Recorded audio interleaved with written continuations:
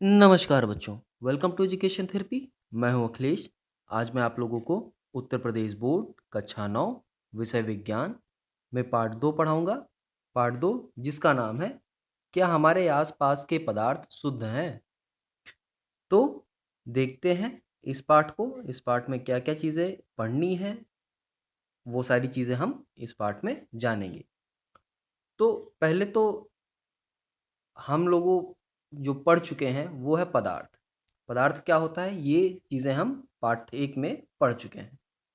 अब हमको पढ़ना है कि शुद्ध पदार्थ क्या होते हैं, यानी शुद्ध जिसको हम कहते हैं वो शुद्ध चीज़ क्या है। ठीक है,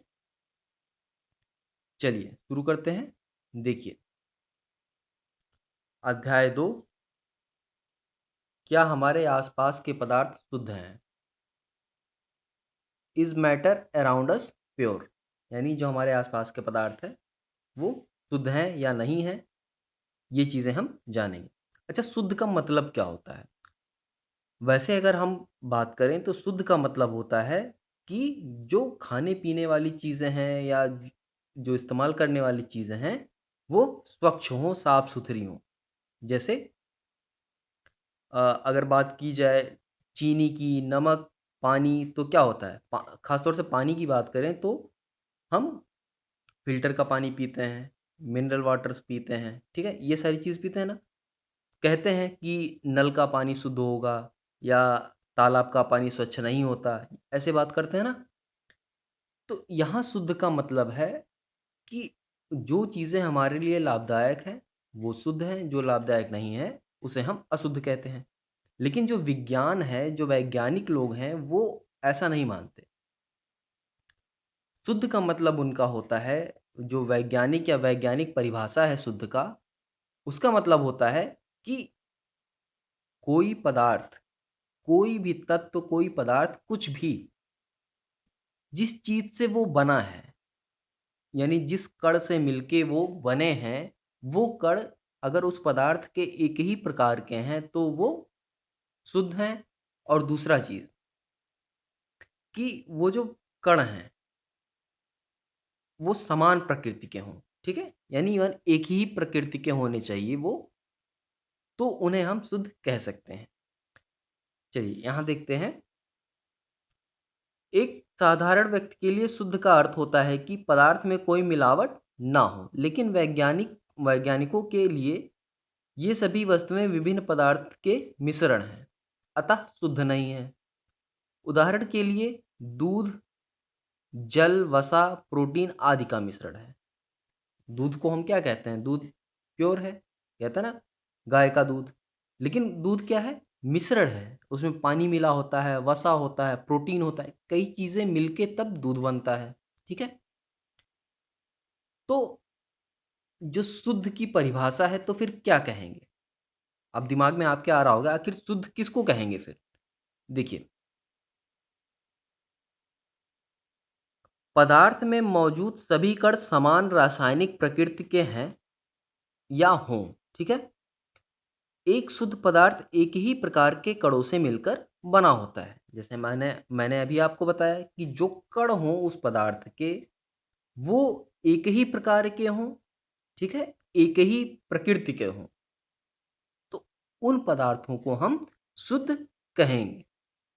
अब जैसे पानी की बात करें, जो जल होता है, स्वच्छ जल, पानी को जब हम उबाल देते हैं या उसको फ़िल्टर कर देते हैं, तो जो पानी आता है, उसमें जो कण होते हैं, वो H2O ही होता है। यानी पानी के सारे कण एक समान होते हैं, ठीक है?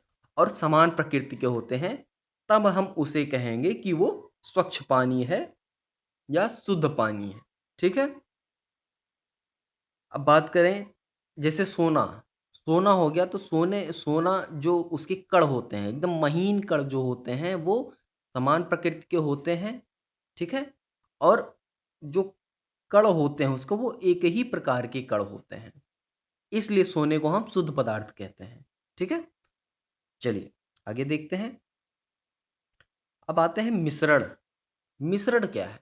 देखिए, मिश्रण आपको पता होगा, 2 या 2 से अधिक चीज़ों को मिलाना ही मिश्रण कहलाता है, ठीक है, दो या दो से अधिक चीज़ों को मिलाना ही मिश्रण कहलाता है। अब यहाँ मिश्रण में हम एक चीज़ और ध्यान देंगे। देखिए, यहाँ देख लेते हैं, मिश्रण एक या एक से अधिक शुद्ध तत्वों या यौगिकों से मिलकर बना होता है। अब देखिए, शुद्ध तत्व वही है, शुद्ध पदार्थ या शुद्ध तत्व कि एक ही प्रकार के कणों से मिलकर बना हो। ठीक है, एक ही प्रकार के कणों से मिलकर बना हो और उसके जितने भी कण हैं, अगर एक ही प्रकार के हैं तो उसकी प्रकृति भी समान होगी, समान रासायनिक प्रकृति होगी उनकी। ठीक है, या यौगिक। अब देखिए, यहाँ पे एक शब्द आ रहा है यौगिक। यौगिक क्या होता है? देखिए, मिश्रण और यौगिक में थोड़ा सा ही, मतलब अगर परिभाषा की बात करें तो थोड़ा सा अंतर है। देखिए, मिश्रण हम कहते हैं कि दो या दो से अधिक चीज़ों को मिलाना या पदार्थों या तत्वों को मिलाना ही मिश्रण कहलाता है। यहाँ पे जो शब्द हैं उनको बहुत ध्यान से सुनिएगा। अब यौगिक की बात करें अगर, तो यौगिक का मतलब होता है कि दो या दो से अधिक तत्वों को या पदार्थों को मिलाया जाए, लेकिन एक निश्चित अनुपात में। जब दो या दो से अधिक तत्वों को या पदार्थों को मिलाया जाता है एक निश्चित अनुपात में, तो जो नई चीज़ बनती है उसको हम कहते हैं यौगिक। ठीक है, तो ये शब्दों में अंतर है, यही हमको ध्यान रखना है। बाकी क्या क्या अंतर है वो हम अभी आगे और अच्छे से देखेंगे, पढ़ेंगे। ठीक है, तो मिश्रण क्या होता है, यौगिक क्या होता है। तो इसलिए हम कह सकते हैं कि जो सभी यौगिक हैं वो मिश्रण हो सकते हैं, लेकिन जो मिश्रण है वो सारे मिश्रण यौगिक नहीं हो सकते। ठीक है, सभी मिश्रण को हम यौगिक नहीं कह सकते, लेकिन सभी यौगिकों को हम मिश्रण कह सकते हैं। चलिए आगे देखते हैं। घुले हुए सोडियम क्लोराइड को वाष्पीकरण या आसवन विधि द्वारा जल से पृथक किया जा सकता है। अब जैसे सोडियम क्लोराइड मतलब क्या हुआ, NaCl। पानी में NaCl है, उसको हमको अलग करना है, तो पानी से नमक अलग करना है अगर, तो क्या करेंगे, वाष्पीकरण या आसवन विधि के द्वारा हम उसको जल को अलग कर देंगे, तो सोडियम क्लोराइड अलग हो जाएगा। सोडियम क्लोराइड अपने आप में एक शुद्ध पदार्थ है। NaCl क्या है, शुद्ध पदार्थ है अपने आप में एक, लेकिन ये एक तरह का यौगिक शुद्ध पदार्थ है। ठीक है, यौगिक शुद्ध पदार्थ है, क्योंकि जो NaCl होता है वो Na और Cl से मिलकर बना होता है। Na मतलब सोडियम और Cl मतलब हमारा क्लोराइड। ठीक, तो दो पदार्थ हो गए, इन दोनों से मिलके हमारा बना है नमक। तो ये एक निश्चित अनुपात में मिले होते हैं, इसलिए इनको हम यौगिक कहते हैं। चलिए अब आते हैं यहाँ देखते हैं। देखिए, पेय पदार्थ और मिट्टी के एक समान कण नहीं होते। शुद्ध पदार्थ किसी भी स्रोत से प्राप्त हो सकते हैं, इनके अभिलाक्षणिक गुण एक समान होते हैं। तो शुद्ध पदार्थों के जो अभिलाक्षणिक गुण होते हैं वो एक समान होते हैं। तो अब देखते हैं मिश्रण के प्रकार। ठीक है, आते हैं मिश्रण के प्रकार। चलिए, यहाँ पे एक क्रियाकलाप है, यहाँ पे इस क्रियाकलाप पे हम ध्यान देते हैं। क्रियाकलाप 2.2 इसको देखते हैं तो हमें कई चीज़ें जानने को मिलेंगी यहाँ पे। देखिए, एक चार समूहों को यानी चार ग्रुप को बांटते हैं हम। मान लेते हैं कि कक्षा में चार समूह आ, बा, सा और दा में बांटते हैं। ठीक है, अब प्रत्येक को हम कुछ चीज़ें देंगे। देखिए, समूह आ को हम कॉपर सल्फेट के कुछ क्रिस्टल देंगे, यानी बहुत थोड़े से क्रिस्टल देंगे। समूह बा को हम 1 चम्मच कॉपर सल्फेट देंगे। समूह सा को चाक का चूड़ या गेहूं का आटा देंगे। और समूह द को दूध या स्याही की कुछ बूंदें देंगे। तो ये चार ग्रुप को हमने चार चीज़ें दी हैं। ठीक है, अब क्या करेंगे, अब देखिए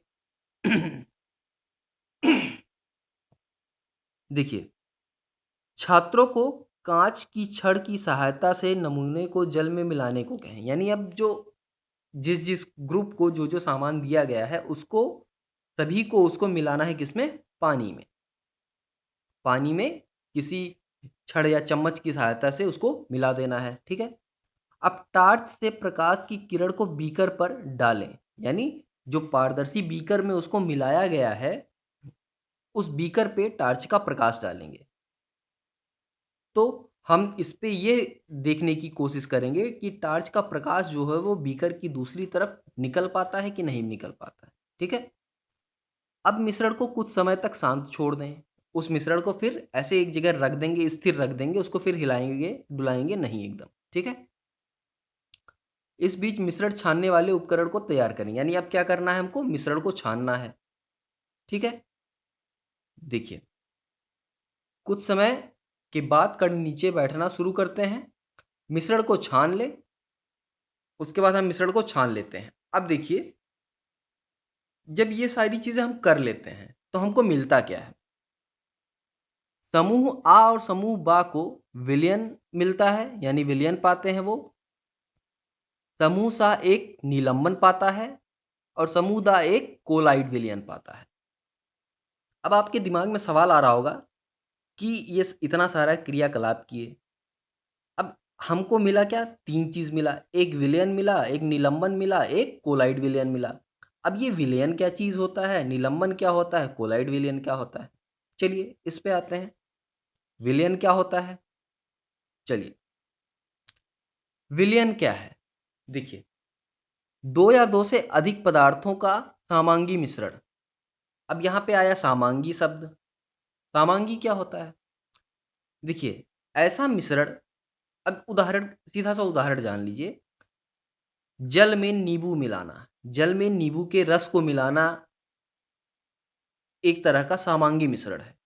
जल में नींबू के रस को मिलाते हैं तो क्या हमको नींबू का रस अलग से दिखाई पड़ता है विलयन में, नहीं। तो ये जो विलयन तैयार हुआ है इसको हम सामांगी मिश्रण कहेंगे। ठीक है, क्या कहेंगे, सामांगी मिश्रण। तो ऐसे विलयन जिनमें दो या दो से अधिक पदार्थ मिलाए गए हों और वो सामांगी मिश्रण हों तो उन्हें हम विलयन कहते हैं। ठीक है। देखिए, जैसे नींबू का जल या नींबू जल, सोडा जल आदि। प्रायः हम एक विलयन को ऐसे तरल पदार्थ के रूप में विचार करते हैं जिसमें ठोस, द्रव या गैस मिले हों। लेकिन प्रकृति में ठोस विलयन या मिश्र धातु और गैसीय विलयन वायु भी होते हैं। यानी जो मिश्रण होता है ना, मिश्रण का मतलब या विलयन का मतलब ये नहीं है कि सिर्फ द्रवों को मिलाया जाए। विलयन में ठोस ठोस को भी मिलाया जाता है, गैस गैस में भी मिलते हैं। ठीक है। तो विलयन का मतलब है कि ठोस ठोस में मिल सकता है, ठोस द्रव में मिल सकता है, ठोस गैस में मिल सकता है, यानी ऐसी चीजें हो सकती हैं। ठीक है। तो इन सभी को हम विलयन ही कहेंगे। चलिए आगे देखते हैं। विलयन के कणों में सामांगिकता होती है। उदाहरण के लिए नींबू जल का स्वाद सदैव समान रहता है। यह दर्शाता है कि इस विलयन में चीनी और नमक के कण समान रूप से वितरित हैं। सही बात है। जब हम शरबत बनाते हैं तो क्या होता है, शरबत बनाते हैं तो उसमें पानी में चीनी, नींबू, नमक जो भी कुछ डाल के हम शरबत तैयार करते हैं। तो ऐसा तो है नहीं, जब एकदम घो हम उसको मिला देते हैं, मिलाने के बाद हम चाहे नीचे से उसको पिएं चाहे ऊपर से पिएं, वो स्वाद जो होता है उसका हर जगह समान होता है। तो इसका मतलब जितने भी कण उसमें मिले हुए हैं वो समान रूप से पूरे शरबत में मिले हुए हैं। ठीक है। पूरे विलयन में समान रूप से मौजूद है। तो विलयन क्या होता है, दो या दो से अधिक चीज़ों को मिलाया जाए और वो सामांगी मिश्रण हो। ठीक है। यानी उनमें जो अवयव मिले हैं उनको हम साधारण मतलब जो है मिलने के बाद उनको हम देख ना सकें। क्या क्या चीज़ें मिलाई जाती हैं शरबत में हम नहीं देख पाते, शरबत में हम मिलाने के बाद नहीं हमको पता चलता। चलिए एक चीज़ यहाँ पे दिया है, मिश्र धातुएं। अभी जैसे आपने ऊपर पढ़ा कि धातु और धातु को भी मिला के मिश्रण या विलयन तैयार किया जाता है। तो उसमें एक चीज़ आती है, धातुओं को मिलाना हम कहते हैं मिश्र धातुएं। ठीक है। इनको हम मिश्र धातुओं के नाम से जानते हैं। ये क्या होते हैं, देखिए ये धातुओं के सामांगी मिश्रण होते हैं जिन्हें भौतिक क्रिया द्वारा अवयवों में पृथक नहीं किया जा सकता। लेकिन फिर भी मिश्र धातुओं को मिश्रण माना जाता है। यानी ये चीज़ हमको ध्यान रखनी है कि मिश्र धातुओं को मिलाने के बाद उनको जो अव्यय हैं उनको पृथक नहीं किया जा सकता, लेकिन फिर भी इसको मिश्रण ही माना जाता है। ठीक है? क्योंकि ये अपने घटकों के जो गुणों को दर्शाते हैं, यानी जो चीज़ें इनमें मिलाई गई हैं वो उनके गुणों को दर्शाते हैं, इसीलिए इसको मिश्रण कहा जाता है, समांगी मिश्रण। ठीक है? और पृथक पृथक संगठन रखते हैं। उदाहरण के लिए पीतल। पीतल क्या है? पीतल एक मिश्र धातु है। किसका किसका? जिंक इसमें 30% होता है और कॉपर जो होता है वो 70% होता है। तो जिंक और कॉपर को मिला के हम क्या बनाते हैं? पीतल बनाते हैं। ठीक है? तो ये एक प्रकार का विलयन है, मिश्रण है, समांगी मिश्रण। यानी समांगी मिश्रण को हम विलयन भी कहते हैं। चलिए अब देखिए, विलयन के दो भाग होते हैं।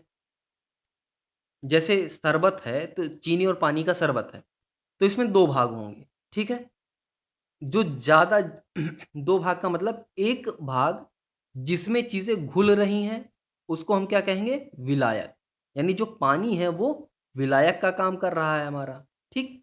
और जो घुल रहा है, जो उसमें घोला जाता है, मिलाया जाता है, यानी जैसे चीनी, तो चीनी क्या होगा? चीनी को हम कहेंगे विलेय। ठीक है? तो जो पानी होगा उसको हम विलायक कहेंगे, यानी जो दूसरे घटकों से विलयन में ज़्यादा होता है उसे हम विलायक कहते हैं। ठीक है? जिनकी मात्रा दूसरे से अधिक होती है उसको विलायक कहते हैं, और जो प्रायः कम मात्रा में होते हैं उसको हम विलेय कहते हैं, यानी जो विलायक में घुल जाए। चलिए, तो ये दो भाग होते हैं। ठीक है? अब इस प्रकार आपने देखा होगा कि जो वायु है, वायु में नाइट्रोजन, ऑक्सीजन, कार्बन डाइऑक्साइड ऐसी बहुत सारी गैसें मिली हुई हैं। ठीक है? तो जो ज़्यादा होगा वो क्या होगा? उसको हम कहेंगे विलायक, और जो कम होगा उसको हम विलेय कहेंगे। तो इस तरह से हम अलग-अलग कर सकते हैं, जान सकते हैं कौन सा विलायक है, कौन सा विलेय है। ठीक है? चलिए, अब आते हैं विलयन के गुण पर। विलयन के गुण क्या होते हैं? ज़रूरी बिंदु है। चलिए देखिए, विलयन एक समांगी मिश्रण होता है। विलयन के कण व्यास में 1 नैनोमीटर यानी 10 की घात -9 मीटर, 1 नैनोमीटर बराबर होता है 10 की घात -9 मीटर से भी छोटे होते हैं, इसलिए वे आँखों से नहीं देखे जा सकते हैं। छोटे आकार के कारण विलयन के कण गुजर रही प्रकाश की किरणों को फैलाते नहीं। जो बीकर के सामने हमने टॉर्च जलाया था, वो अगर विलयन है, तो विलयन में जो कण होंगे वो इतने छोटे होते हैं कि वो प्रकाश की किरणों को फैला नहीं पाते, और इसीलिए हमको उसका मार्ग दिखाई नहीं पड़ता। इसीलिए विलयन में प्रकाश का मार्ग दिखाई नहीं देता। छानने की विधि द्वारा विलेय के कणों को विलयन से पृथक नहीं किया जा सकता। विलयन को शांत छोड़ देने पर भी विलयन के कण नीचे नहीं बैठते, अर्थात विलयन अस्थायी है। यानी हम क्या कह सकते हैं कि विलयन जो होता है वो अस्थायी होता है। यानी चीनी और पानी का शरबत घोलने के बाद आप उसको आराम से कहीं रख भी देंगे तो भी चीनी अलग नहीं होगा, या चीनी के कण पेंदी में जाके बैठेंगे नहीं। ठीक है? इसीलिए कहा जाता है कि विलयन अस्थायी है। चलिए अब आते हैं विलयन की सांद्रता। विलयन की सांद्रता देखिए, विलयन में पृथक पृथक मात्रा में विलायक और विलेय पदार्थ होते हैं। विलयन में मौजूद विलेय पदार्थ की मात्रा के आधार पर इसे तनु सांद्र या संतृप्त घोल कहा जाता है। यानी पानी में कितना चीनी की मात्रा मिलाई गई है उसी के आधार पे हम उसे तनु सांद्र या संतृप्त घोल कहेंगे। ठीक है?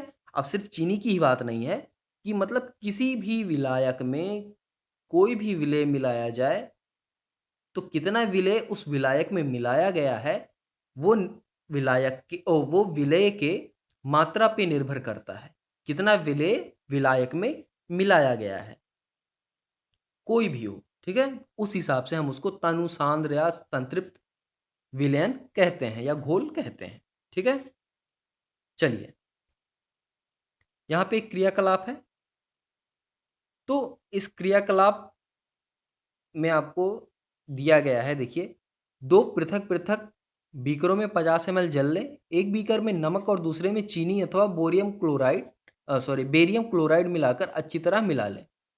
जब विलेय पदार्थ अधिक ना घुले तब 5 डिग्री सेंटीग्रेड ताप बढ़ाने के लिए बीकर को गर्म करें। यानी पानी है, पानी में चीनी हम तब तक घोलते हैं जब आपको ऐसा लगे कि अब चीनी इसमें नहीं घुल रहा है। तो फिर क्या करेंगे, उसको 5 डिग्री सेंटीग्रेड गर्म कर देंगे और फिर और थोड़ा-सा उसमें चीनी मिलाएँगे।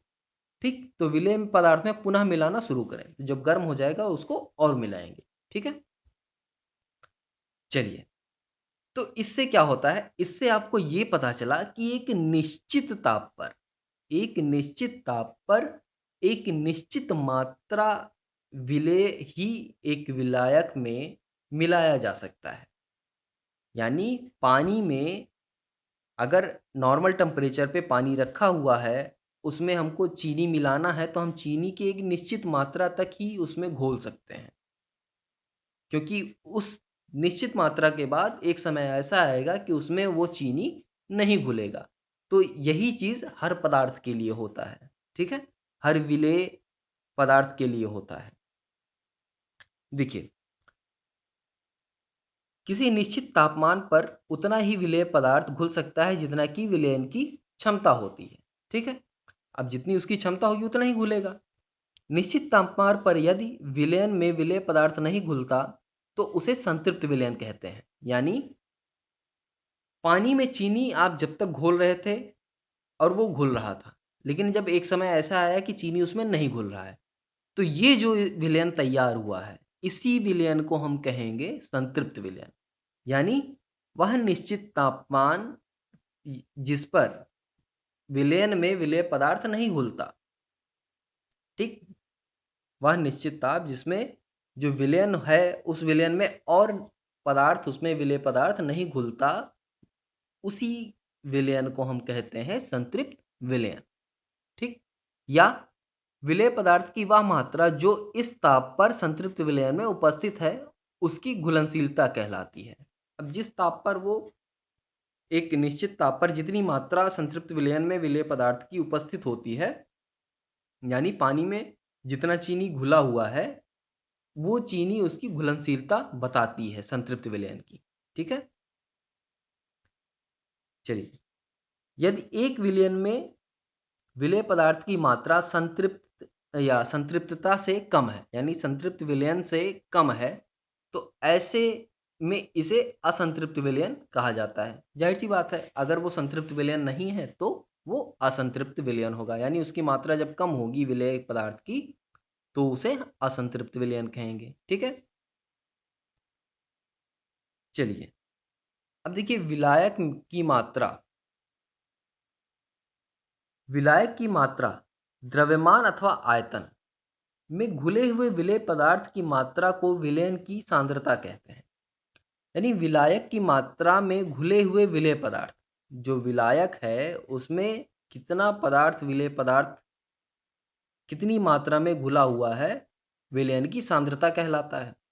इसको निकालने के 3 विधियां हैं। पहला विधि इसमें सिर्फ ध्यान दीजिएगा, सिर्फ शब्दों का उलटफेर है इसमें। देखिए, अब यहाँ द्रव्यमान विलयन की द्रव्यमान प्रतिशत, यानी अब यहाँ पे हमको द्रव्यमान का इस्तेमाल करके सांद्रता निकालना है। देखिए, विलेय पदार्थ का द्रव्यमान, विलेय पदार्थ यानी जो मान लेते हैं पानी और चीनी है हमारे पास और उसका हमको सांद्रता निकालना है, तो विलेय पदार्थ मतलब, तो विलेय मतलब चीनी हो गया। चीनी का द्रव्यमान कितना है और फिर घोलने के बाद, चीनी मिलाने के बाद विलयन का द्रव्यमान कितना है, तो विलेय पदार्थ का द्रव्यमान बटे विलयन का द्रव्यमान गुणे 100। ये हमारा हो जाएगा एक फॉर्मूला सांद्रता निकालने का। दूसरा क्या है, विलेय पदार्थ का द्रव्यमान बटे विलयन का आयतन गुणे 100। ये हमारा दूसरा फॉर्मूला है। जिस हिसाब से आपको सवाल में चीज़ें दी होंगी, उस हिसाब से हम सवाल को इन फॉर्मूलों के हिसाब से हल कर सकते हैं। एक और है, ये देखिए, विलेय का आयतन बटे विलयन का आयतन गुणे 100, ठीक? विलेय का आयतन बटे विलयन का आयतन गुणे 100। तो ये 3 फॉर्मूले हैं जिससे हम सांद्रता निकाल सकते हैं प्रतिशत में। गुणे 100 करना किए हैं हम, तो इसका मतलब वो जो मान आएगा हमारा वो प्रतिशत में आएगा। ठीक है, जैसे देखिए एक उदाहरण में एक सवाल भी दिया हुआ है, इस सवाल को देखते हैं। एक विलयन में 320 ग्राम विलायक, विलायक मतलब समझ लीजिए कि पानी दिया है, एक हिसाब से ऐसे मान लेते हैं। ठीक, विलायक मतलब 320 ग्राम पानी दिया है, जल में पानी ही दिया है, मानना क्या है। ठीक है, तो 320 ग्राम विलायक जल में 40 ग्राम साधारण नमक विलेय है। तो 40 ग्राम साधारण नमक इसमें विलेय है, तो विलयन की सांद्रता क्या होगी। देखिए हमको क्या क्या दिया है, विलायक में जल का द्रव्यमान 320 दिया है और विलेय पदार्थ यानी नमक का द्रव्यमान 40 ग्राम दिया है। तो हमको यहाँ पे द्रव्यमान दिया है, तो द्रव्यमान वाले फार्मूले से हम निकाल सकते हैं, यानी विलेय पदार्थ का द्रव्यमान बटे जो विलयन है उसका द्रव्यमान। तो विलयन ये 40 ग्राम जब 320 में मिलेगा तो ये मिलके क्या हो जाएगा, ये मिलके हमारा हो जाएगा 360 ग्राम। ठीक है, मिलने के बाद 360 ग्राम होगा ना, तो ये हो जाएगा 40 बटे 360 गुणे 100। ठीक, तो ये 0 0 कट जाएगा यहाँ पे। उसके बाद इसको हल कर देंगे तो 400 बटे 36 आएगा, इसको आप हल कर देंगे तो आपका उत्तर आ जाएगा। ये देखिए आ गया यहाँ पे, ये आया। यहाँ से 0 0 काट देंगे, बाकी हल करेंगे तो हमारा 11.1% उत्तर आ जाएगा। ठीक है, चलिए ये तो था विलयन। अब आते हैं हम निलंबन क्या है। विलयन क्या था हमारा, विलयन था हमारा एक दो या दो से अधिक पदार्थों को मिलाने के बाद जो समांगी मिश्रण मिलता है उसे हम विलयन कहते हैं। ठीक है, अब यहाँ देखिए निलंबन क्या है। समूह सा के द्वारा, यानी जो समूह सा को जो क्रियाकलाप करने के बाद मिला था, जो हमने सबसे 2.2 क्रियाकलाप देखा अभी, वहाँ पे समूह सा को जो चीज़ मिली वो विषमांगी घोल जो ठोस द्रव में परिक्षेपित हो जाता है, निलंबन कहलाता है। निलंबन एक विषमांगी मिश्रण है जिसमें विलेय पदार्थ के कण घुलते नहीं बल्कि माध्यम में समिष्ट में निलंबित रहते हैं। ये निलंबित कण आंखों से देखे जा सकते हैं। उदाहरण के लिए जैसे आपके जो बालू और पानी का मिश्रण तैयार करिए, पानी हो और पानी में बालू के कण कुछ डाल, 1 चम्मच 2 चम्मच बालू डाल दीजिए और उसको मिला दीजिए, तो आप देखेंगे कि बालू के कण आपको उस जल में दिखाई देंगे घूमते हुए। जितनी देर वो घूमेंगे आपको दिखाई देंगे, कुछ देर बाद रख देंगे आप तो पेंदी में बैठ जाएंगे। तो ऐसे मिश्रण जिनमें अव्यय को जो घोल होता है उस घोल में अव्यय को देखा जा सके उसे हम क्या कहते हैं, विषमांगी मिश्रण। सामांगी तो पता है कि उसमें अव्यय को देखा नहीं जा सकता, लेकिन विषमांगी में उन अव्ययों को देखा जा सकता है, तो उन्हें हम विषमांगी मिश्रण कहते हैं। तो निलंबन हमारा एक विषमांगी मिश्रण है। ठीक है, जिनमें जो कण होते हैं उन्हें आंखों से देखा जा सकता है क्योंकि वो विषमांगी हैं, ये कण उसमें घुलते नहीं हैं। ठीक है, तो ये हो गया हमारा निलंबन। अब निलंबन के गुणधर्म क्या है। निलंबन के गुणधर्म देखिए, यह एक विषमांगी मिश्रण है, ये कण आंखों से देखे जा सकते हैं, ये निलंबित कण प्रकाश की किरणों को फैला देते हैं जिससे उसका मार्ग दृष्टिगोचर होता है। जब इसे शांत छोड़ देते हैं तो ये कण नीचे की ओर बैठ जाते हैं, अर्थात निलंबन अस्थायी होता है। छानना विधि द्वारा इन कणों को मिश्रण से पृथक किया जा सकता है। जैसे पानी और बालू का मिश्रण है तो छान कर हम बालू को अलग कर सकते हैं, पानी को अलग कर सकते हैं। ठीक है, देखिए जब सभी कण नीचे बैठ जाते हैं तो निलंबन समाप्त हो जाता है। अब जैसे बालू के कण और पानी का घोल है तो उसको हम किनारे अगर कहीं स्थिर रख देंगे तो बालू के कण क्या होंगे, पानी में नीचे पेंदी में बैठ जाएंगे। ठीक है, तो उसका निलंबन समाप्त हो जाता है जब वो कण नीचे बैठ जाते हैं। तथा विलयन में प्रकाश की किरण का प्रकीर्णन भी रुक जाता है, तो जो प्रकीर्णन हो रहा था प्रकाश का वो भी रुक जाता है। तो ये तो था निलंबन। अब तीसरे प्रकार का जो विलयन हमको मिला था उस पे आते हैं। इसको हम कहते हैं कोलाइड विलयन। ठीक है, कोलाइड विलयन जो समुद्र के द्वारा प्राप्त मिश्रण था उसको हम कोलाइड या कोलाइड विलयन कहा कहते हैं। कोलाइड विलयन के कण विलयन में समान रूप से फैले होते हैं। निलंबन की अपेक्षा कणों का आकार छोटा होने के कारण यह समांगी मिश्रण की तरह प्रतीत होते हैं, लेकिन वास्तविक में ये विलयन विषमांगी मिश्रण होते हैं। जैसे दूध दूध जो है हमारा हमारा विषमांगी मिश्रण है। देखने में हम नहीं जान पाएंगे, हमको नहीं पता चलेगा कि दूध सामांगी, मतलब इस दूध जो हमको विषमांगी नहीं लगेगा, दूध हमको सामांगी मिश्रण लगेगा, लेकिन वास्तविकता क्या है, ये विषमांगी मिश्रण है। इसमें प्रोटीन, फैट, ये सारी चीज़ें मिली होती हैं। ठीक है, देखिए कणों के कोलाइड कणों के छोटे आकार के कारण हम इसे आंखों से नहीं देख पाते, लेकिन ये कण प्रकाश की किरण को आसानी से फैला देते हैं। ये जो प्रकाश की किरण को फैलाना है ना, इसी कारण से दूध को हम विषमांगी मिश्रण कहते हैं। ठीक है, इसी कारण से, क्योंकि देखने पे तो हमको बिल्कुल नहीं पता चलता कि दूध में क्या क्या चीज़ें मिली हुई हैं, तो इस हिसाब से उसको सामांगी होना था, लेकिन ये किरण को फैलाता है, इसलिए ये क्या हो गया, इसको हम विषमांगी मिश्रण कहते हैं। जैसे कि हमने क्रियाकलाप में देखा, प्रकाश की किरण का फैलना टिंडल प्रभाव या टिंडल इफेक्ट कहा जाता है। टिंडल नामक वैज्ञानिक ने इसकी खोज की थी। एक कमरे के छोटे छिद्र द्वारा जब प्रकाश की किरण आती है तो वहां पर हम टिंडल प्रभाव देख सकते हैं। सुबह सुबह आप खिड़की खोलिए, खिड़की से जब प्रकाश की किरण आती है तो आपको दिखाई देगा कि उसमें छोटे छोटे धूल के कण उड़ रहे हैं। वो धूल के कण ही इस प्रकाश को दृष्टिगोचर होने में हमारी सहायता करते हैं। इसी प्रभाव को हम कहते हैं टिंडल इफेक्ट। ठीक है, देखिए यहाँ पे दूध का विलयन है और एक हमारा है यहाँ पे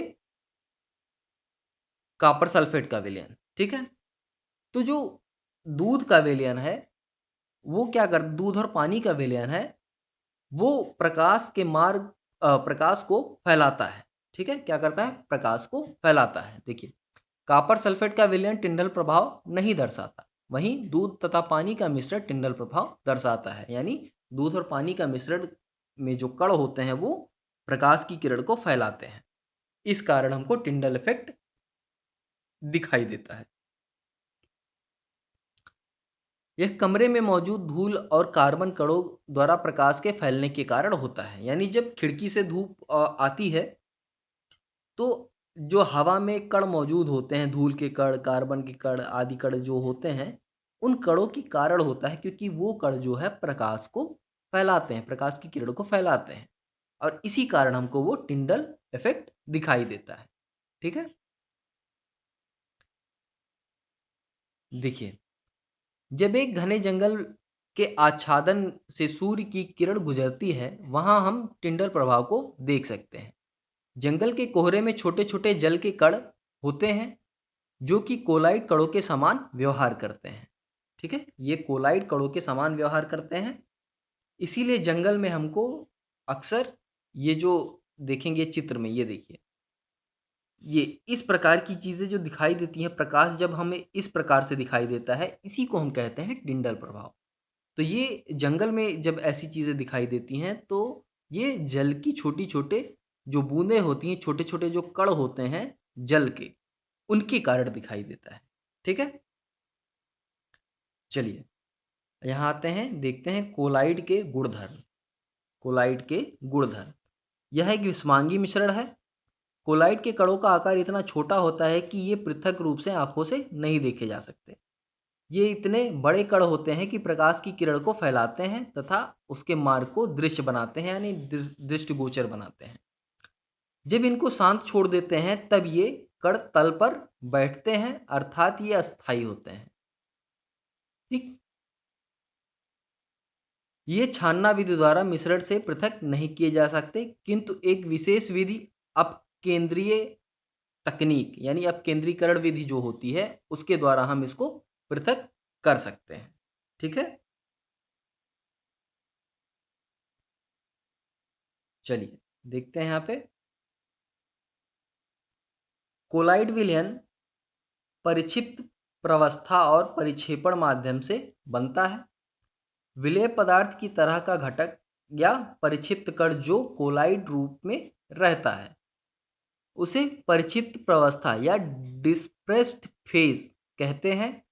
तथा वह घटक जिसमें परिक्षिप्त प्रावस्था निलंबित रहता है उसे परिक्षेपण माध्यम या डिस्प्रेसिंग मीडियम कहते हैं। ठीक है, तो यहाँ पे जो डिस्प्रेसिंग मीडियम है यानी परिक्षेपण माध्यम, और एक होता है परिक्षिप्त प्रावस्था जिसको डिस्प्रेस्ड फेज कहते हैं।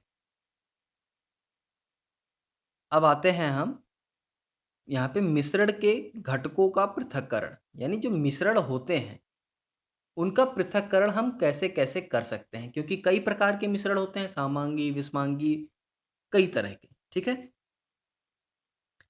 तो ये जो मिश्रण होते हैं इनको हम पृथक कैसे करते हैं, कैसे कर सकते हैं, तो कई चीज़ें हम यहाँ पे देखेंगे अब। ठीक है, आते हैं पहले यहाँ पे रंग घटक या डाई के नीले अथवा काले रंग की स्याही से पृथक कैसे कर सकते हैं। ठीक है, यहाँ पे हम पृथक करेंगे क्या, जो डाई होती है, डाई में नीले अथवा काले रंग जो होते हैं, स्याही होती है, उसको कैसे पृथक करेंगे।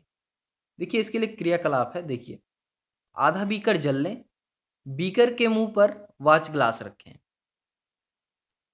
कुछ बूंद स्याही वाच ग्लास पर डालें, यानी एक ग्लास कांच का वाच ग्लास होगा, ठीक है, उस पर डालेंगे। अब बीकर को गर्म करना शुरू करें, बीकर को हम गर्म करेंगे, को प्रत्यक्ष रूप से गर्म नहीं करना चाहते हैं, यानी जो स्याही है उसको हमको डायरेक्टली नहीं गर्म करना है। ठीक है, तो पहले क्या करेंगे, एक बीकर में पानी लेंगे, पानी के ऊपर फिर एक बर्तन में स्याही रख देंगे। ठीक है, और फिर हम बीकर को गर्म करेंगे, तो बीकर में पानी गर्म होगा, और पानी गर्म होगा तो पानी के भाप से फिर वो जो हमारा स्याही होगा वो गर्म होगा। तो फिर जब स्याही वाला बर्तन गर्म होगा तो वो वाष्पीकरण भी होगा। ठीक है, तो ये वाष्पीकरण जब होगा, ये देखिए यहाँ चित्र में ये बीकर गर्म हो रहा है, बीकर में एक ग्लास में स्याही रखा है, अब ये स्याही भी गर्म हो रहा है तो ये से वाष्पीकृत हो रहा है। ठीक है, तो यहाँ पे हमको मिलेगा क्या, देखिए जब ये गर्म होगा तो हम पाते हैं कि स्याही जल में रंग का एक मिश्रण है, जो स्याही है वो जल में रंग का एक मिश्रण है। इस तरह से हम विलायक से विलेय पदार्थ को वाष्पीकरण की विधि द्वारा पृथक कर सकते हैं।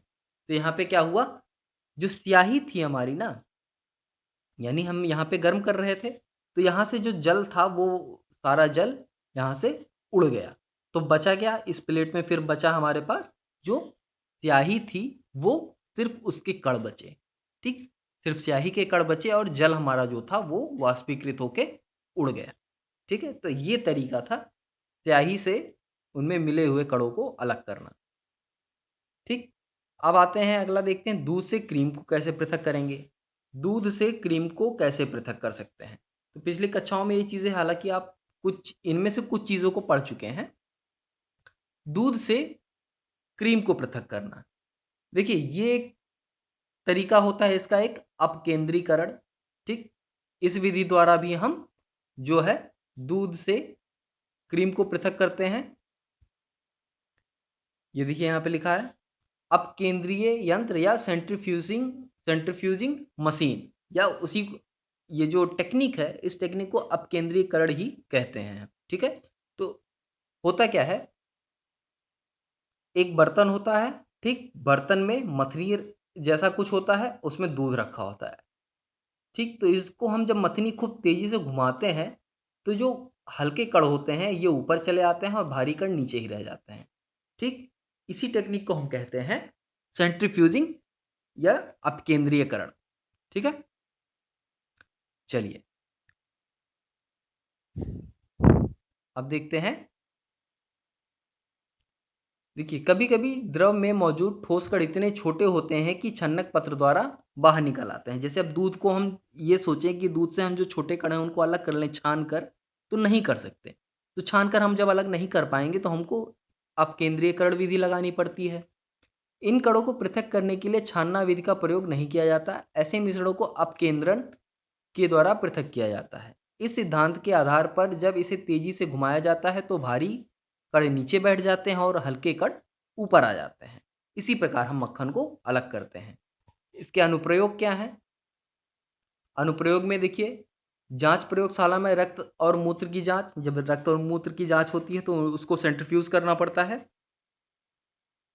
डेयरी तथा घर में क्रीम से मक्खन निकालने की प्रक्रिया में, कपड़े धोने की मशीन जिसको जो वॉशिंग मशीन होती है उसमें भी यही क्रिया अपनाई जाती है, यही टेक्निक अपनाई जाती है। ठीक है, चलिए अब आते हैं दो अघुलनशील द्रवों के मिश्रण को कैसे पृथक करें। अब अघुलनशील द्रवों के मिश्रण को पृथक करना है। अघुलनशील मान लेते हैं मिट्टी का तेल और पानी। तो मिट्टी का तेल और पानी हम मिला दें अगर, तो आपको पता है कि मिट्टी का तेल जो है वो पानी पे तैरता है। ठीक है, मिट्टी का तेल पानी पे तैरता है क्योंकि मिट्टी के तेल का जो घनत्व है वो पानी के घनत्व से कम होता है, इसलिए वो पानी पे तैरता है। तो इसको एक बर्तन में इस तरह की कीप वाली बर्तन लेंगे। ठीक है, उसमें हम उस मिश्रण को भर देंगे। ठीक, मिट्टी के तेल और पानी का जो मिश्रण है उसको इस तरह के बर्तन में भर देंगे, कीप में भर देंगे। भरने के बाद क्या होगा, पानी नीचे आ जाएगा यहाँ पे और जो तेल है वो यहाँ रहेगा। तो वो हमको अलग से दिखाई देगा क्योंकि ये जो बर्तन है ये पारदर्शी होगा, तो हमको दिखाई देगा। फिर हम इस टोटी, समझ लीजिए टोटी है, तो इसको खोलेंगे और तब तक ध्यान से देखते रहेंगे कि जब पानी का स्तर धीरे धीरे खिसकते हुए यहाँ आ जाएगा, तेल का स्तर जैसे ही यहाँ पहुँचेगा तो इस टोटी को बंद कर देंगे। तो वहाँ से पानी अलग हो जाएगा और मिट्टी का तेल अलग हो जाएगा। तो इस प्रकार हम दो अघुलनशील द्रवों को अलग कर सकते हैं। ठीक है, अनुप्रयोग इसका देख लेते हैं। तेल तथा जल के अघुलनशील मिश्रण को पृथक करने में, धातु शोधन के दौरान लोहे को पृथक करने में, इस विधि के द्वारा हल्के स्लैग धातुमल को ऊपर से हटा लिया जाता है और भट्ठी की निचली सतह पर पिघला हुआ लोह शेष रह जाता है।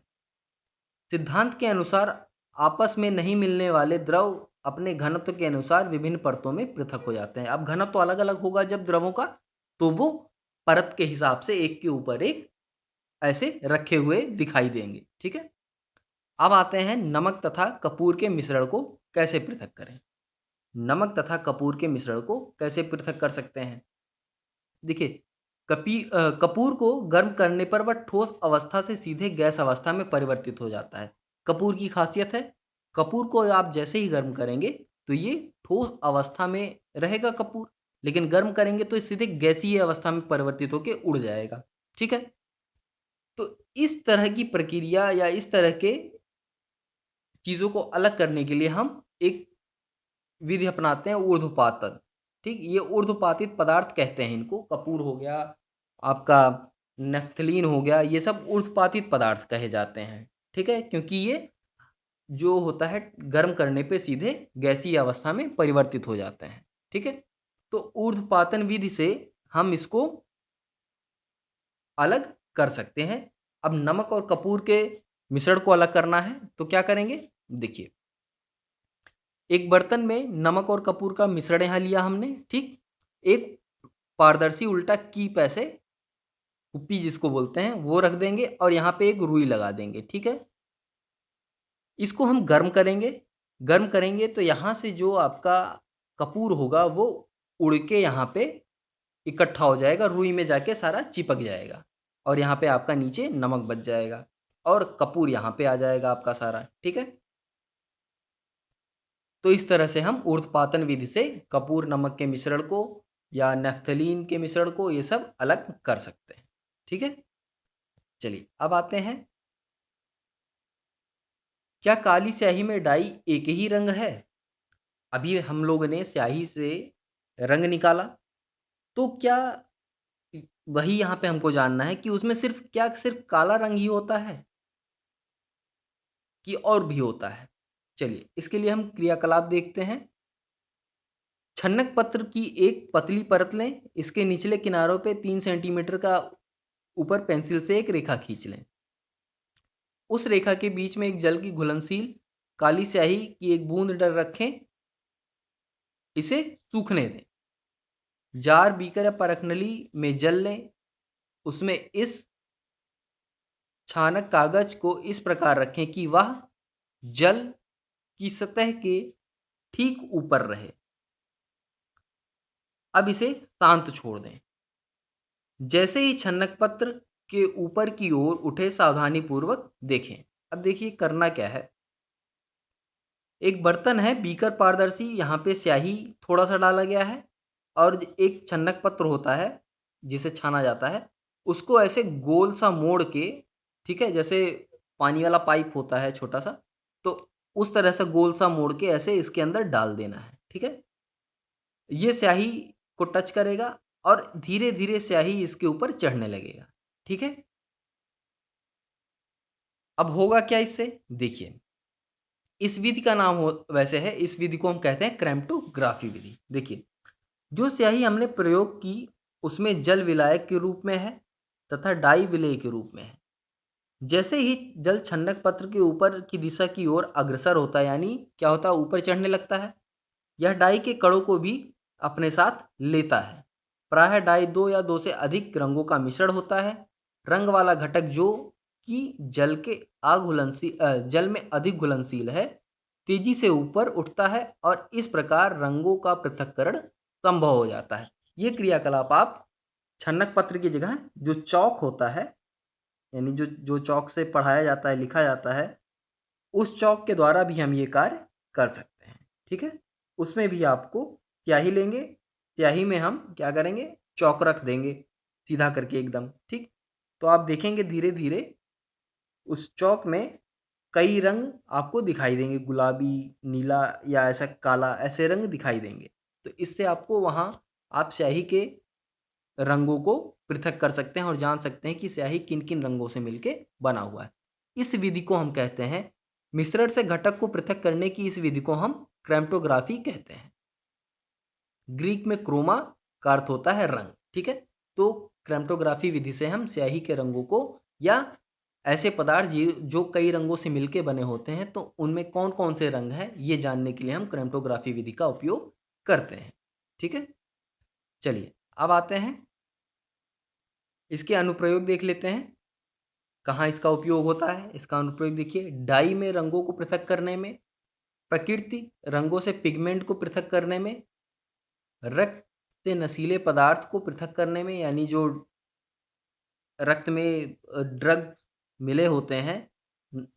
आपने सुना होगा कि जो स्पोर्ट्स मैन होते हैं उनमें उनके रक्त में ड्रग पाया गया, सुना होगा, तो वो ड्रग्स को पता करने का तरीका जो होता है उसमें हम क्रेमेटोग्राफी का इस्तेमाल करते हैं।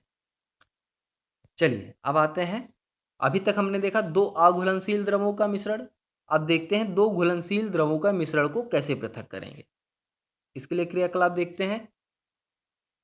आइए हम एसीटोन और जल को उसके मिश्रण से पृथक करने का प्रयास करें। मिश्रण को आसमान फ्लास्क में इसके लें और इस पे थर्मामीटर लगाएं। देखिए ये चित्र है, इसी से आपको समझ में आ जाएगा हो क्या रहा है। देखिए यहाँ पे मिश्रण है हमारा एसीटोन और जल का। ठीक, इसको हम गर्म करेंगे। अब आसमान फ्लास्क है तो इस फ्लास्क में ऐसे ही ये बन के आता है, यहाँ पे हम एक ट्यूब लगा देंगे। ठीक है, यहाँ पे शीतल जल है अगल बगल, इस ट्यूब के ये अगल बगल शीतल जल है। ठीक है, यहाँ से हम इसको गर्म करेंगे, तो गर्म करने से यहाँ पे भाप उत्पन्न होगा और वो भाप ऊपर से बंद है तो ये भाप इधर से निकल के आएगा। देखिए यहाँ थर्मामीटर लगा हुआ है। ठीक, थर्मामीटर से हमको टेम्परेचर की मात्रा पता चलती रहेगी। तो यहाँ से भाप उठेगा, ठीक है, और ये इधर से आएगा। यहाँ पे ये शीतल जल इसको, इस भाप के कणों को तुरंत ठंडा कर देगा और ये द्रव के रूप में यहाँ आता जाएगा, इकट्ठा होता जाएगा। देखिए जल का जो है क्वथनांक 100 डिग्री सेल्सियस है, हमको पता है, लेकिन जो एसीटोन होता है इसका जो क्वथनांक होता है ये जल से कम होता है, यानी ये जल के क्वथनांक से पहले ही वाष्पीकृत होने लगता है और वाष्पीकृत होके ये यहाँ पे हम इसको संघनन करके इकट्ठा कर सकते हैं। ठीक है,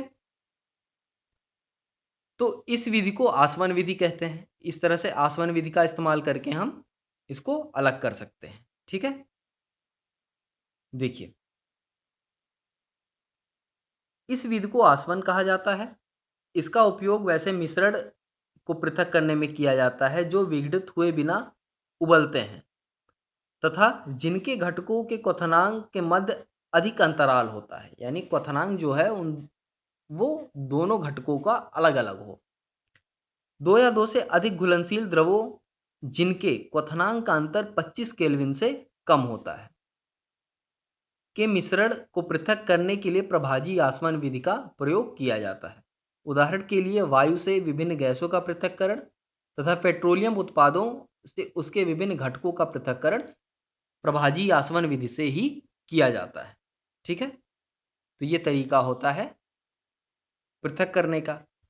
अब आते हैं, देखिए देखिए प्रभाजी आसवन में क्या होता है, यहाँ पे कुछ आपने ये जो छोटे-छोटे काँच की गेंद देख रहे हैं, बस यही एक चीज़ इसमें बढ़ जाती है प्रभाजी आसवन में। आसवन में ये चीज़ नहीं होती और प्रभाजी आसवन में ये चीज़ आ जाती है। अब अभी हम आगे देखेंगे कि गैसों को कैसे पृथक किया जा रहा है, उस वक़्त हमको ये चीज़ें ज़्यादा समझ में आएँगी। चलिए, अभी देखते हैं वायु से गैसों को प्राप्त कर सकते हैं। वायु से गैसों को कैसे प्राप्त कर सकते हैं? देखिए, वायु एक समांगी मिश्रण है, हमें पता है, तथा इसके घटकों के प्रभाजी आसवन विधि द्वारा पृथक किया जा सकता है, यानी इनके घटकों को हम प्रभाजी आसवन विधि से पृथक कर सकते हैं। देखिए, ये वायु है, दाब बढ़ाकर तथा तापमान कम करके वायु को संपीड़न मतलब कंप्रेस किया जा सकता है। ठीक है, हवा को कंप्रेस किया जा सकता है। फिर वो क्या होगा, द्रवित रूप में आ जाएगा, वायु द्रवित रूप में आ जाएगा। प्रभाजी आसवन कालम में वायु को धीरे धीरे गर्म करना, फिर उसको गर्म करेंगे, विभिन्न ऊंचाइयों पर गैसों का पृथक्करण होगा फिर। ठीक है, जैसे अब देखिए कैसे होगा। जो नाइट्रोजन है, इसका जो क्वथनांक होता है वो -196 होता है, आर्गन का -186 होता है, और जो ऑक्सीजन का क्वथनांक होता है -183 होता है। ठीक है, तो सबसे ज़्यादा क्वथनांक किसका है? सबसे ज़्यादा क्वथनांक हो गया यहाँ पे ऑक्सीजन का -183। ठीक, उसके बाद आर्गन का और उसके बाद नाइट्रोजन का। तो इस प्रकार से अलग अलग ताप पे हम इनको अलग कर सकते हैं। प्रभाजी आसवन में यही होता है। देखिए यहाँ से वायु अंदर गया, यहाँ पे दाब डालकर इसको कंप्रेस किया गया, संपीड़ित किया गया, तो ताप बढ़ गया। जब आप इस पे दाब डालेंगे तो बढ़ जाएगा ताप। तो गर्म वायु यहाँ आया, ठीक, यहाँ पे आया, यहाँ से एक क्या है, ठंडा जल भेजा जा रहा है इस पाइप में। ये ऐसे-ऐसे घूम के इसमें ठंडा जल जा रहा है, ठीक है। तो गर्म वायु जब यहाँ आया तो इसके संपर्क में आने के बाद ये क्या हो गया, ठंडा हो गया। तो ठंडा होके फिर ये एक तरफ से शीतल संपीड़ित वायु बनकर निकलता है, ठीक है। निकलने के बाद यहाँ से जो कार्बन डाइऑक्साइड होता है ना, वो शुष्क बर्फ के रूप में बाहर निकल जाता है। बाकी जो बचता है वो नीचे आ जाता है द्रवित वायु, ठीक। ये द्रवित वायु यहाँ आता है। अब यहाँ अलग अलग ताप पर नाइट्रोजन अलग हो जाता है, आर्गन अलग हो जाता है, और जो बचता है फिर वो हमारा द्रवित ऑक्सीजन बचता है। तो इस तरह से हम द्रवित ऑक्सीजन को वायु से पृथक कर लेते हैं, ठीक है। इसी को हम कहते हैं प्रभाजी आशवन विधि। चलिए, अब आते हैं, ये एक तरीका था। अब अगला देखते हैं, किसी अशुद्ध नमूने में से शुद्ध कॉपर सल्फेट कैसे प्राप्त कर सकते हैं। किसी अशुद्ध नमूने से हमको क्या प्राप्त करना है, कॉपर सल्फेट। चलिए इसके लिए क्रियाकलाप देखते हैं। एक चीनी मिट्टी की प्याली में लगभग 5 ग्राम अशुद्ध कॉपर सल्फेट लें, ठीक। अब कॉपर सल्फेट कौन सा लिए, 5 ग्राम लिए, जो कि अशुद्ध है। जल की न्यूनतम मात्रा में घोलें, मतलब जल का एक बहुत थोड़ा सा मात्रा लेंगे, उसमें इसको घोलेंगे। अशुद्धियों को छान लें। संतृप्त विलयन प्राप्त करने के लिए जल को कॉपर सल्फेट के घोल से वाष्पीकृत करें, ठीक। तो वाष्पीकृत करेंगे इसको, फिर क्या करेंगे, विलयन को छन्नक पत्र से ढक दें तथा कमरे के तापमान पर इसे दिन भर ठंडा होने के लिए शांत छोड़ दें, यानी एक जगह स्थिर रख दें इसको। आप कॉपर सल्फेट के क्रिस्टलों को चीनी मिट्टी की प्याली में प्राप्त कर सकते हैं। इस प्रक्रम को क्रिस्टलीकरण कहते हैं, यानी हमको क्रिस्टल प्राप्त करना होगा कॉपर सल्फेट का। तो उसके लिए ऐसे ही यही सेम तरीका है फिटकरी का क्रिस्टल निकालने का, ठीक है। क्या करते हैं, फिटकरी को पानी में घोलते हैं खूब घोलते हैं, तब तक घोलते हैं जब तक घुलना बंद ना हो जाए, ठीक। फिर उस पानी को यानी उस विलयन को हम थोड़ा सा गर्म करते हैं ताकि थोड़ा सा और मात्रा फिटकरी का घोल सकें। तो उसमें हम जब थोड़ा सा गर्म करते हैं तो थोड़ा सा और फिटकरी घुल जाता है। उसके बाद क्या करते हैं, उसको स्थिर सामान्य ताप पर यानी कमरे के ताप पर एक जगह स्थिर रख देते हैं, उसको हिलाना डुलाना नहीं रहता। जब वो ठंडा हो जाता है तो फिर हमको उस विलयन में फिटकरी के क्रिस्टल दिखाई पड़ते हैं। सेम वही तरीका यहाँ पे, उसी तरीके से हम कॉपर सल्फेट के क्रिस्टलों को भी प्राप्त कर पाते हैं, ठीक है। चलिए, अब इसका अनुप्रयोग क्या है, देखिए। समुद्र जल द्वारा प्राप्त नमक को शुद्ध करने में, अशुद्ध नमूने को फिटकरी अशुद्ध नमूने से फिटकरी को पृथक करने में, यानी अशुद्ध नमूना है तो उससे हम शुद्ध फिटकरी प्राप्त कर सकते हैं। अब वाष्पीकरण एक तरीका है। वाष्पीकरण विधि से भी हम क्या करते हैं, अशुद्धियों उससे जो वाष्पीकृत करके हम क्रिस्टलों को प्राप्त करते हैं। जैसे समुद्री जल से हम क्रिस्टल प्राप्त करते हैं, क्रिस्टल जो प्राप्त करते हैं वो नमक के होते हैं, लेकिन हालांकि वो अशुद्ध होते हैं, ठीक है। तो वाष्पीकरण विधि से हम शुद्ध चीज़ें नहीं प्राप्त कर सकते, लेकिन क्रिस्टलीकरण विधि से हम शुद्ध क्रिस्टल प्राप्त कर सकते हैं, ठीक है। देखिए, अब आते हैं यहाँ पे। देखिए, ये जो जलघर होते हैं जहाँ से अशुद्ध जलों को स्वच्छ किया जाता है, ये कैसे स्वच्छ करते हैं, ये देखिए। चित्र में मैं आपको समझा दे रहा हूँ। देखिए, अशुद्ध जल का भंडार होता है, ये एक टैंकर में लाया जाता है, ठीक है। इसको बोलते हैं तलहट टैंक। तलहट मतलब यहाँ पे एक तरह से इसका तलछटीकरण होता है, ठीक है। अब तलछटीकरण की विधि तेज करने के लिए हम किसका इस्तेमाल करते हैं, फिटकरी का। तो तलछटीकरण करते हैं इसका हम, तो जो भी बैठने लायक अशुद्धियाँ होती हैं वो बैठ जाती हैं और पानी हमारा ऊपर रह जाता है। तो पानी को फिर दूसरे टैंकर में भेजा जाता है, इसको लोडिंग टैंक कहते हैं, ठीक। अब इस टैंकर में आने के बाद फिर इसको एक अलग टैंकर में भेजा जाता है, जिसको हम छन्नक टैंक कहते हैं या छानक टैंक कहते हैं। यहाँ पे इसको छाना जाता है, ठीक।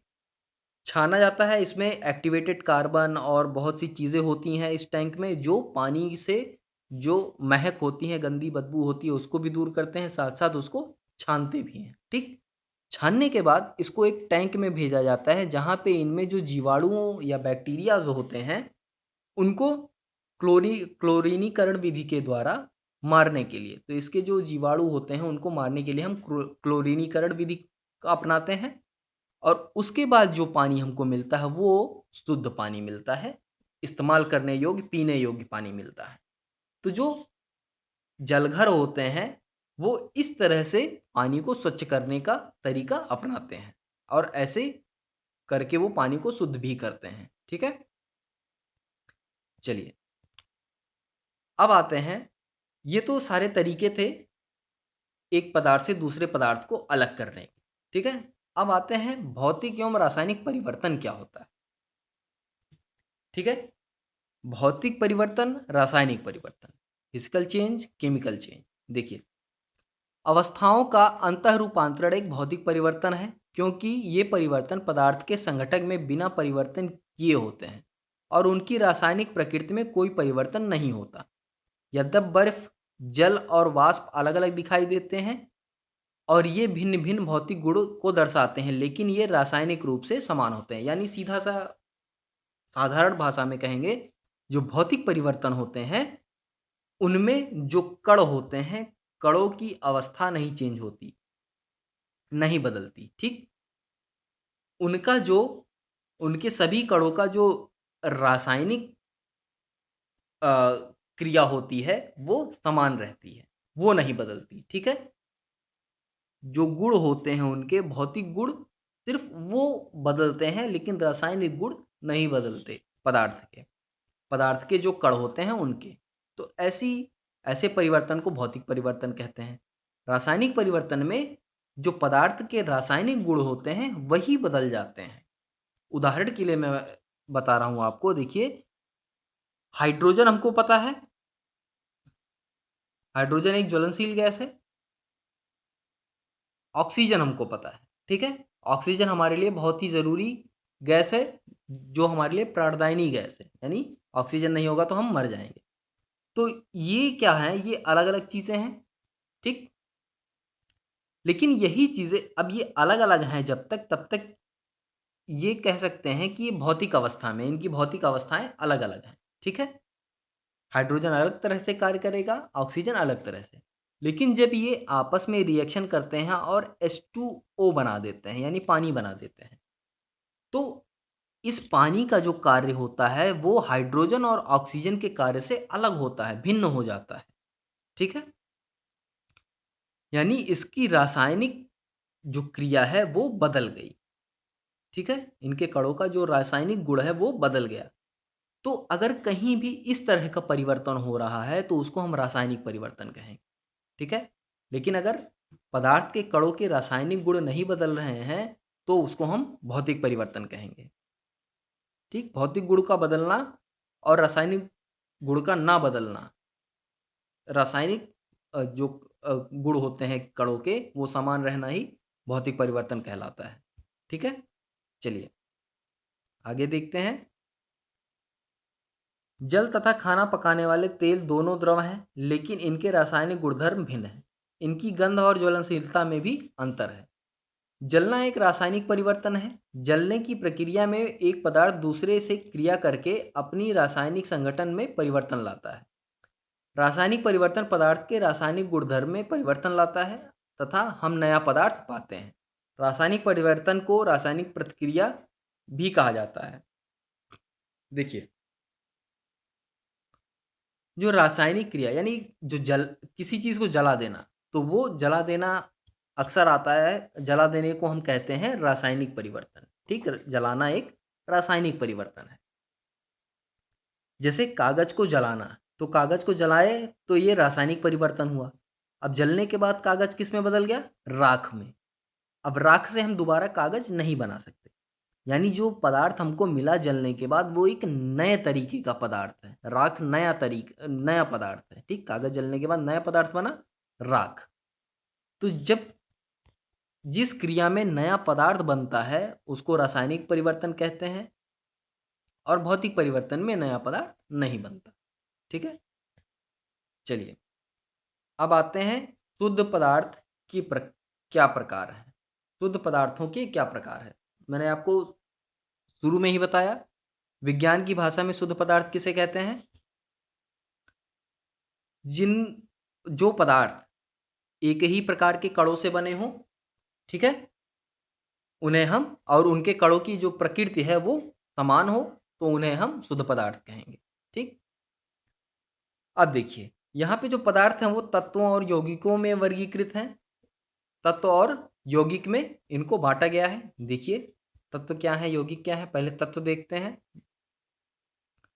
रॉबर्ट बायल पहले वैज्ञानिक थे। देखिए रॉबर्ट बायल, ये नाम याद रखेंगे। रॉबर्ट बायल पहले वैज्ञानिक थे जिन्होंने सन 1661 में सर्वप्रथम तत्व शब्द का प्रयोग किया। फ्रांस के रसायनज्ञ एंटोनी लॉरेंज लाइजीव लवाइज सन 1743 और 1794 तक, ठीक, ने सबसे पहले तत्व की परिभाषा का प्रयोग द्वारा प्रतिपादित किया। उसके अनुसार तत्व पदार्थ का वह मूल रूप है जिसके रासायनिक प्रतिक्रिया द्वारा अन्य सरल पदार्थ में विभाजित नहीं किया जा सकता। यानी जो तत्व क्या है, देखिए तत्व हम उन चीज़ों को कहते हैं जिनको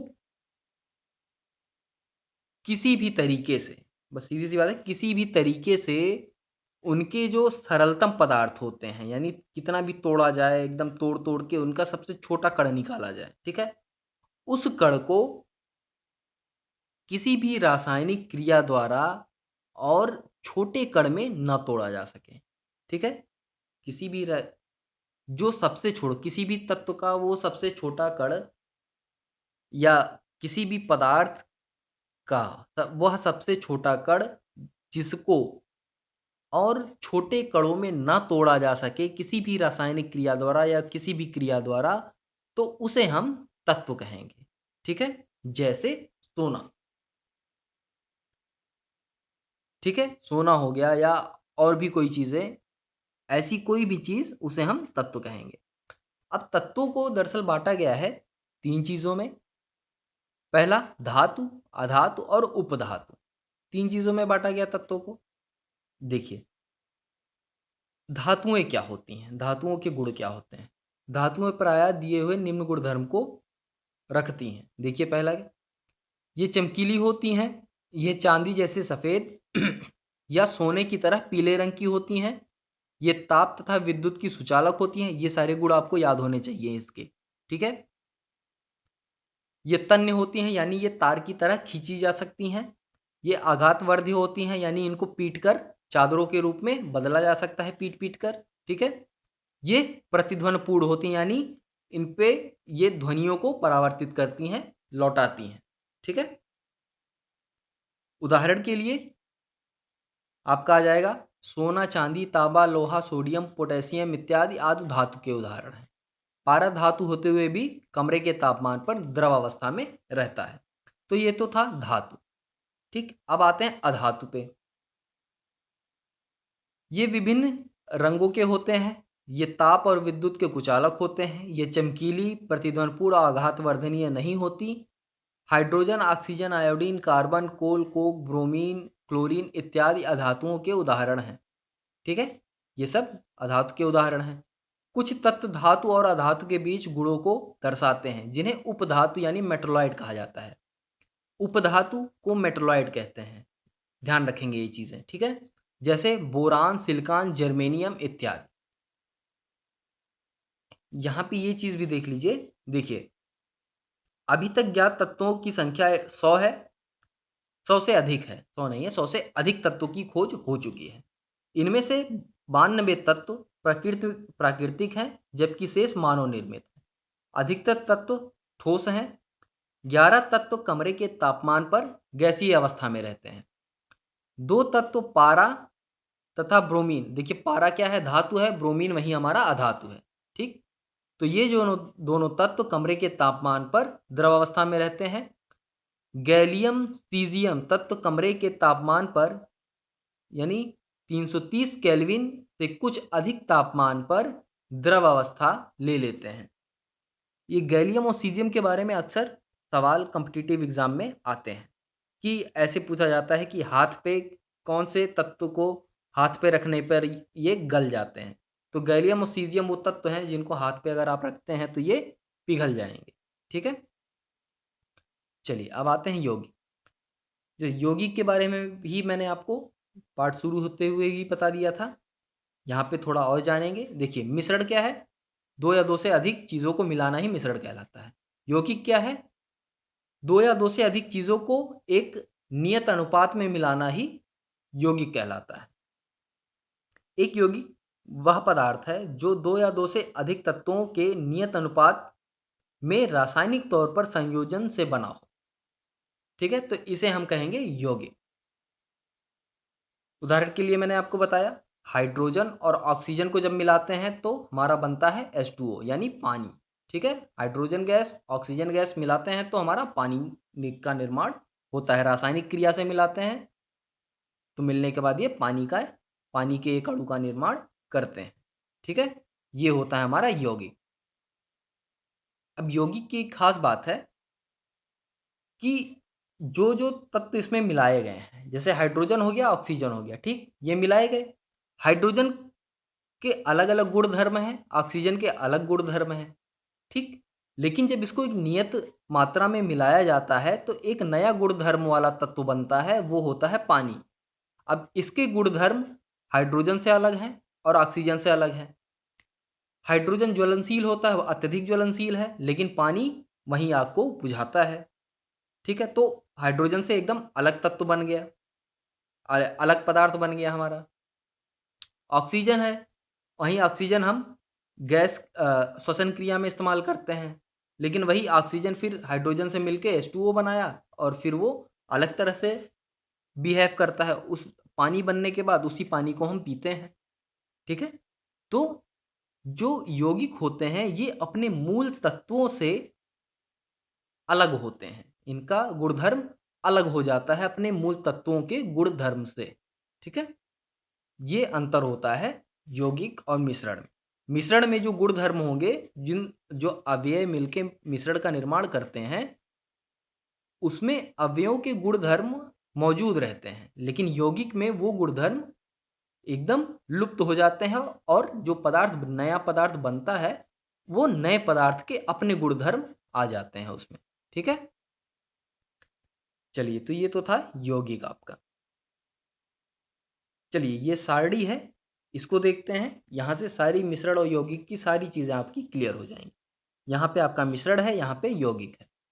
देखिए, तत्व या यौगिक केवल मिश्रण बनाने के लिए मिलते हैं, किंतु किसी नए यौगिक का निर्माण नहीं करते।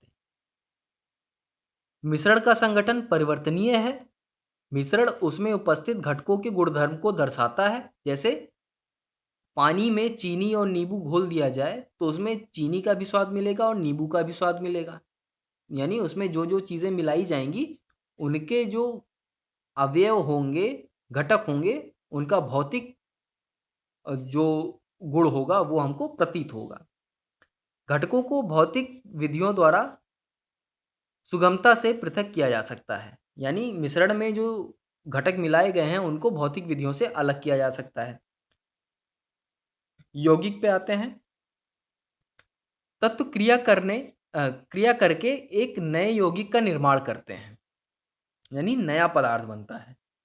नए पदार्थ का संगठन सदैव अस्थायी होता है और ये अस्थायी बनता है, यानी इसको हम फिर बदल नहीं सकते। ठीक है, यानी जैसे H2O को पानी बना दिया गया तो ये एक तरह से अस्थाई हो गया। ऐसा नहीं है कि फिर तुरंत ये परिवर्तित हो जाएगा, ये अस्थाई रहेगा। पानी बन गया तो पानी ही रहेगा। इसको परिवर्तित करने के लिए हमको बहुत सारी रासायनिक क्रियाएं करनी पड़ेंगी, तब जाके हम इसके घटकों को अलग कर सकते हैं। वो भी बहुत मेहनत का काम है। ठीक है, नए पदार्थ के गुणधर्म को पूरी तरह से भिन्न होते हैं। अब जो नए पदार्थ है, जैसे मैंने बताया, हाइड्रोजन ऑक्सीजन दोनों के गुणधर्म अलग अलग हैं, लेकिन रासायनिक क्रिया से मिलने के बाद ये यौगिक बनाते हैं और ये पानी बन जाता है और पानी का गुणधर्म अलग होता है।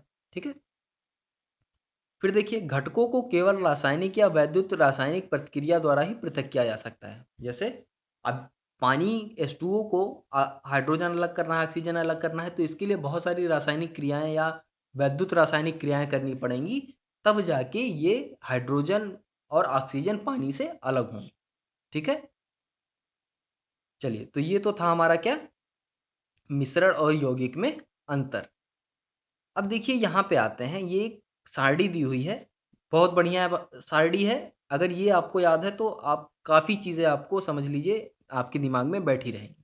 तो ये सारणी ज़रूर आप अपने दिमाग में बैठा लीजिए। देखिए, पदार्थ। पदार्थ हम पढ़ चुके हैं क्या है। पदार्थ की 3 अवस्थाएं होती हैं, ठोस, द्रव या गैस। ठीक है, अब पदार्थ को बांटा गया 2 भागों में, एक शुद्ध पदार्थ, एक मिश्रण। अब इसको मिश्रण क्यों कहा गया? अब मिश्रण चाहे शुद्ध पदार्थों का हो या अशुद्ध पदार्थों का हो, मिश्रण तो मिश्रण होता है। अब शुद्ध पदार्थ देखिए, शुद्ध पदार्थ को 2 में बांटा गया, एक तत्व, एक यौगिक। देखिए, तत्व सरल पदार्थ में विभक्त नहीं किए जा सकते, यानी तत्व वह तत्व का वह कण, आप कितना भी छोटा कण उसका ले लीजिए, उसको हम और छोटे कणों में नहीं विभाजित कर सकते। तो ऐसी चीज़ों को, ऐसे पदार्थों को हम तत्व कहते हैं। ठीक है, यानी तत्वों को हम सरल पदार्थों में विभक्त नहीं कर सकते। उदाहरण के लिए कॉपर, ऑक्सीजन, लोहा, हाइड्रोजन, पारा। ठीक है, अब सोना हो गया, सोना, चांदी, ये सब क्या है? तत्व हैं। तब तत्व हैं ये। इनको हम और छोटे पदार्थों में नहीं विभाजित कर सकते, इसीलिए इनको तत्व कहा जाता है। अब देखिए, तत्व में आपके क्या क्या आ जाते हैं? तत्व में आपके आ जाएंगे धातु, अधातु, मेटलॉइड। ये सारी चीजें तत्व के अंदर आती हैं। तत्व को 3 भागों में बांटा गया, धातु, अधातु, मेटलॉइड। ठीक है, या उपधातु जिसको कहते हैं। अब इसके बाद आते हैं यौगिक। यौगिक क्या होता है? ये एक नियत संगठन होता है, यानी 2 या 2 से अधिक चीजों को एक नियत अनुपात में मिलाया जाए, रासायनिक प्रतिक्रिया द्वारा इनको बनाया जाए, तो जो चीज़ें बनती हैं वो यौगिक कहलाती हैं। जैसे पानी हो गया, यानी H2O, मीथेन, चीनी, नमक, ये सब क्या है? यौगिक के उदाहरण हैं। ठीक है, ये सब यौगिक के उदाहरण हैं। अब आते हैं मिश्रण। मिश्रण दो प्रकार के, एक समांगी एक विषमांगी। मैंने आपको पहले ही बताया। समांगी में समान घटक यानी कण आपस में इस तरह से मिल जाते हैं कि उनको देखना संभव नहीं होता, इतने छोटे छोटे कणों में टूट जाते हैं और वो दिखाई नहीं पड़ते फिर। वहीं विषमांगी की बात करें तो असमान संगठन होता है, इसमें बालू नमक, बालू चीनी और बालू पानी का मिश्रण ऐसा कुछ होता है, यानी इसमें घटक जो होते हैं वो मिलने वाले विलेय जो होते हैं वो दिखाई पड़ते हैं। वहीं समांगी मिश्रण में मिलने वाले विलेय नहीं दिखाई पड़ते, जैसे चीनी और जल का मिश्रण। ठीक है, तो ये सारणी आपके दिमाग में अगर है तो काफ़ी चीज़ें आपकी क्लियर रहेंगी। चलिए, तो हमने इस पाठ में क्या सीखा, अब ये पढ़ते हैं। चलिए देखिए, मिश्रण में एक से अधिक पदार्थ, तत्व अथवा यौगिक किसी भी अनुपात में मिले होते हैं, यानी सिंपल सी भाषा में मिश्रण में दो या दो से अधिक पदार्थ किसी भी मात्रा में मिले हों उसको मिश्रण कहते हैं। ठीक है, मिश्रणों को पृथक करने के लिए उचित विधियों से शुद्ध पदार्थों में पृथक्करण किया जा सकता है। विलयन दो या दो से अधिक पदार्थों का समांगी मिश्रण है। विलयन के बड़े अवयव को विलायक कहते हैं अथवा दूसरे घटक को या अवयव को विलेय कहते हैं। विलयन की सांद्रता उसके इकाई आयतन में उपस्थित विलेय का द्रव्यमान अथवा आयतन है, यानी विलेय का द्रव्यमान बटे विलयन का द्रव्यमान या विलेय का आयतन बटे विलयन का आयतन, इस तरह से हम सांद्रता निकालते हैं। वह पदार्थ जो विलायक में अघुलनशील तथा आंखों से देखा जा सके निलंबन कहलाता है। निलंबन एक विषमांगी मिश्रण है। आगे देखते हैं, कोलाइड एक विषमांगी मिश्रण है जिसके कणों का आकार इतना छोटा होता है कि उन्हें सरलता से देखा नहीं जा सकता, किंतु इतना बड़ा होता है कि ये प्रकाश का फैलाव करने में सक्षम होते हैं। कोलाइड उद्योग में तथा दैनिक जीवन में महत्वपूर्ण है। कोलाइड के द्वारा जब देखिए, कोलाइड के द्वारा जब प्रकाश का फैलाव होता है तो इस प्रभाव को हम कहते हैं टिंडल इफेक्ट।